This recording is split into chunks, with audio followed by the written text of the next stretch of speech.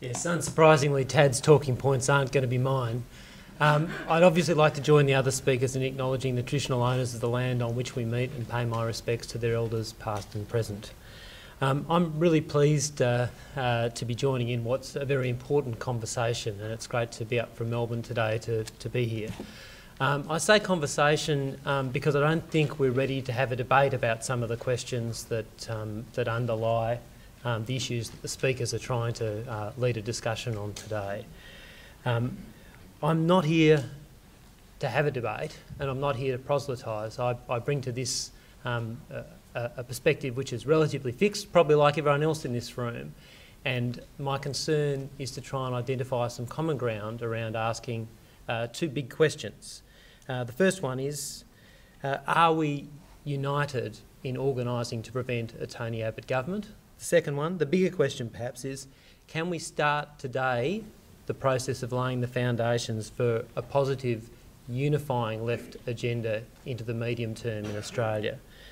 And in addressing those questions, there are three things I want to touch on very briefly before looking forward to what I'm sure will be spirited questions and answers and other contributions. I want to set out the perspective that I bring to this debate. I want to talk about the scope of the challenge we all face, regardless of our various perspectives off the ideological spectrum of the left in Australia. And I want to share some initial thoughts on what might be a way forward. I probably should also say, having listened to Tad's contribution in particular, a few things that I'm not going to talk about today, at least in my presentation. I'm not going to talk about Tony Abbott. I'm assuming we have some fixed views on what his government might mean, even though we might argue about its consequences, or his leadership of Australia might mean, I should say. I'm not going to talk about Labor in crisis, and I'll say no more than that I think rumours of Labor's demise have been going on for quite some time and have always been proven to be grossly exaggerated. I'm also not going to talk about the conversation of every inner city cafe and every broadsheet newspaper, and that is Labor and the Greens. I think now's not the time where that kind of self-indulgence suits the purposes of anyone on the left. Again, I think most of us acknowledge that we're going to have some difficult conversations electorally going forward, and most of the people in this room have got some fairly clear notions of where they see the ideological and practical imperatives of the way forward. I think that's a conversation which will go on, but I think it's a distraction to the big discussions we need to be having and indeed leading between now and September the 14th, and perhaps just as importantly on the longer narrative arc of Australian politics into the medium term. So firstly, I'm up here, I think in my capacity as Labor's candidate for the federal seat of Scullin, a traditional working class electorate in the northern suburbs of Melbourne. And my experience in having been a candidate informs in large part some of my thinking on some of the issues before us today. I'm also here, I think, because I've been the Secretary of the Victorian Socialist Left within the Labor Party since 2006. And have participated in many of the debates before us today from an internal Labor Party perspective through that time and before it. I should say that the reason which set me on my path to deep involvement in the left of the Labor Party and perhaps to becoming a Labor parliamentary candidate is my work as a lawyer, in particular the great privilege I had to act on behalf of the asylum seekers on the MV Tampa in 2001.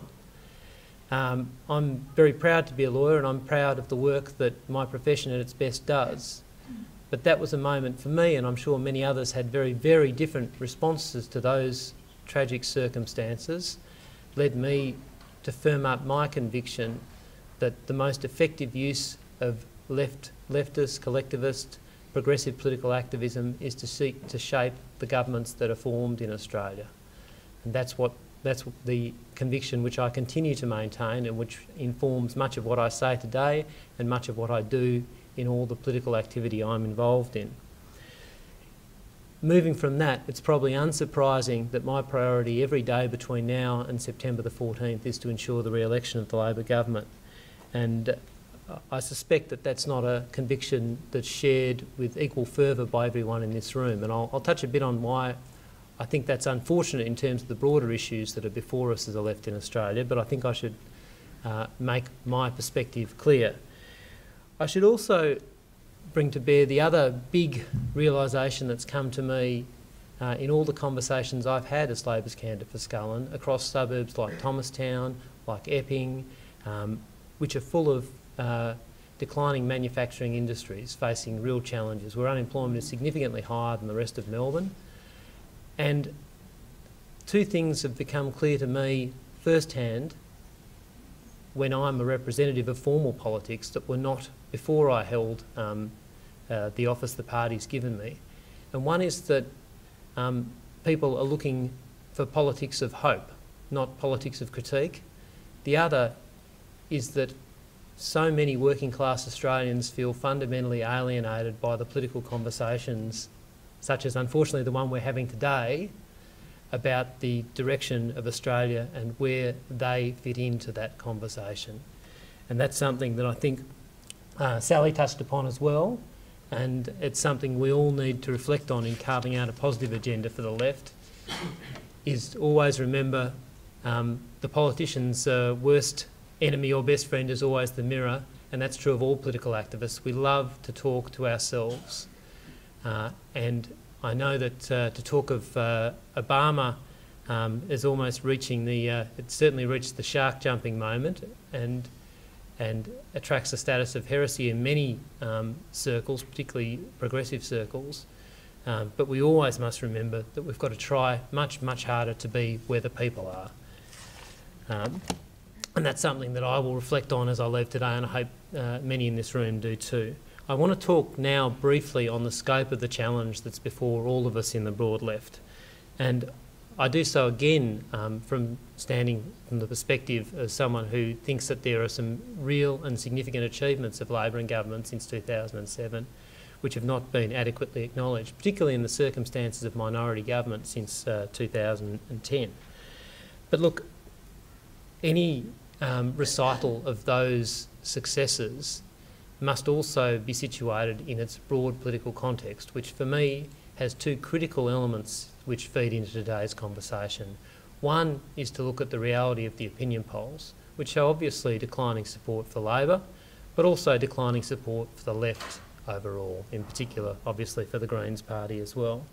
More worryingly than that, if we scratch the surface beyond these raw numbers, we see some other disturbing developments in attitudinal research. And like Tad, I've had recourse to the good people at EMC, and the two numbers that I thought I'd share because they trouble me a lot relate to some research that EMC conducted in 2011. And that was really on how electors saw political parties as repositories of ideals. And I find it deeply disappointing and concerning, and it's something that I'm doing all I can to turn around, that the majority of electors regard the best party to achieve a variety of ends connected to social justice and fairness and equity. They don't see the Labor Party as meeting those needs, but nor do they see the Greens political party. That great institution, none of the above came out in front. Similarly, none of the above wins the contest for the party with a clear sense about what it stands for. That's a big challenge for anyone involved in formal politics especially, but for anyone concerned about transforming economic and social conditions in this country.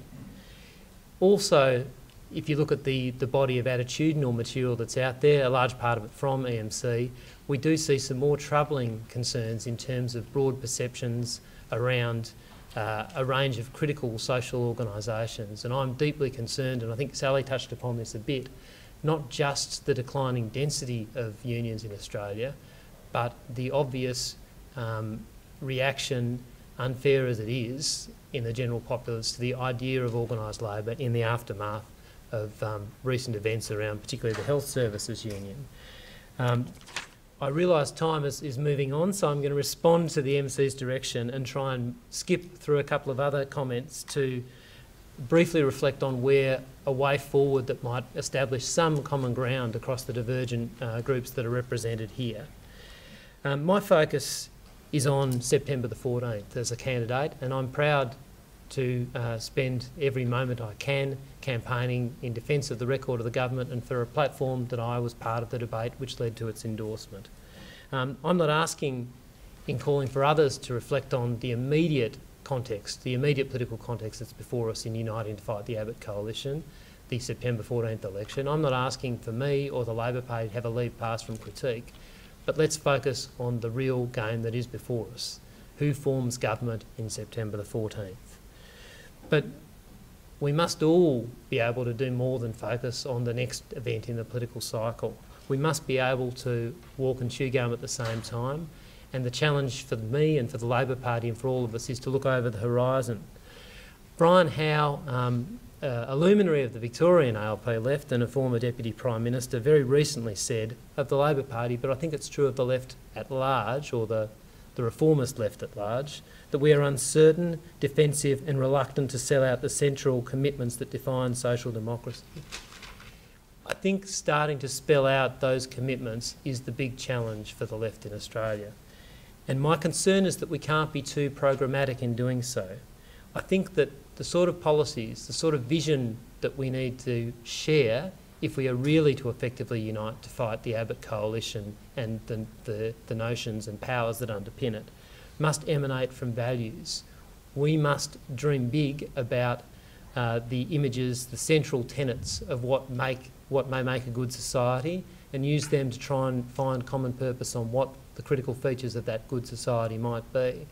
I think a deep conversation about equality and a deep conversation about the positive role of government ought to be at the centre of that, but I'm sure others have different ideas.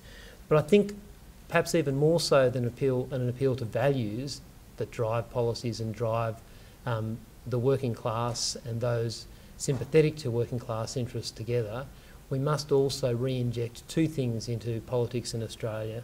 In my view, they are a moral purpose and a sense of hope. And when I speak to people in the electorate of Scullin, particularly in the suburbs which face greater challenges, I know what they want is two things: to be listened to and for politics which offers hope for the future.